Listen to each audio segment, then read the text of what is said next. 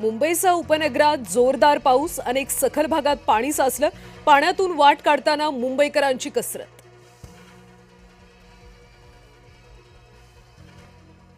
Trans harbour मार्गावरची local सेवा पूर्ववत. तुर्भे ते कोपरखैरणे दरम्यान रुळाखालची खडी टाकली.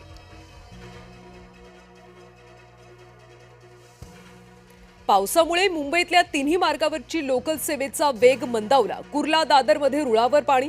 मध्य रेल्वेची वाहतूक 15 ते 20 मिनिटे उशिराने. मुसळधार पावसाचा साकी नाक्याला तडाखा. पाणी साचल्याने रस्त्यावर पार्क केलेल्या दुचाकी पडल्या. पावसामुळे विक्रोळीमध्ये संरक्षक भिंत कोसळली. विक्रोळीच्या सन सिटी कॉम्प्लेक्स परिसरातली घटना. संरक्षक भिंत कोसळल्याने अनेक वाहनांचं नुकसान.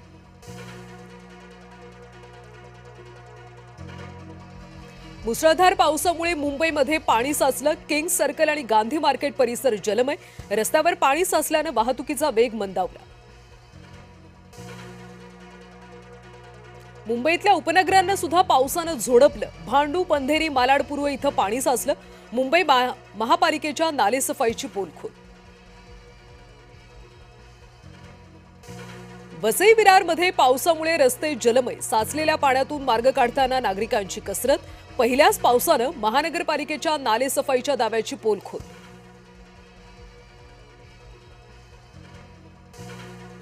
मुंबईसाठी आज ऑरेंज रेड अलर्ट. विजांच्या कडकडाटासह मुसळधार पावसाचा इशारा. नागरिकांना काळजी घेण्याचं आवाहन. पेणच्या गणेश मूर्ती कारखान्याला पावसाचा फटका. कारखान्यात पाणी शिरल्यानं गणेश मूर्ती भिजल्या. नैसर्गिक नाल्याचा प्रवाह अडवल्यामुळे पाणी कारखान्यात.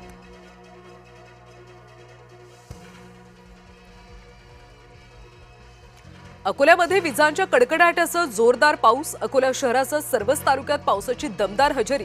नागरिकांची मोठी तारांबळ. धुळे जिल्ह्यामध्ये वादळी वाऱ्याचा कहर. साक्रीतल्या खुडाणीमध्ये वीज कोसळून 40 मेंढ्यांचा मृत्यू. घटनेत मेंढपाळ सुद्धा जखमी.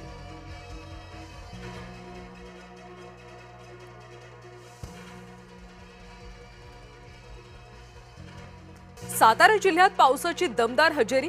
पाथरपुंज इथं काल 174 मिलीमीटर पाऊस. पर्यटकांचं आकर्षण असलेला ओझरडे धबधबा प्रवाहित.